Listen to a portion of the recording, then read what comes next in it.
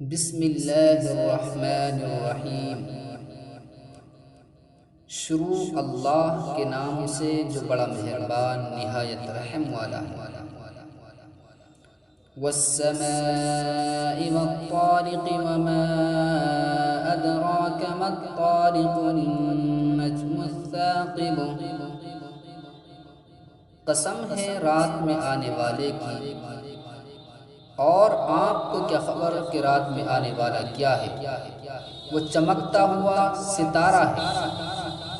ان کل نفس لما علیہا حافظ۔ کوئی نفس ایسا نہیں ہے کہ جس پر کوئی محافظ نہ ہو۔ فلینظر الانسان مما خلق۔ خلق من ماء دافق يخرج من بين الصلب والترائب۔ تو انسان کو چاہیے کہ دیکھے اس چیز کی طرف کہ اسے کس سے پیدا کیا گیا۔ انسان کو پیدا کیا گیا اچھلتے ہوئے پانی سے، جو نکلتا ہے چھاتی اور کمر کے درمیان سے۔ انہ علی رجعہ لقادر یوم تبلی السرائر فما له من قوة ولا ناصر۔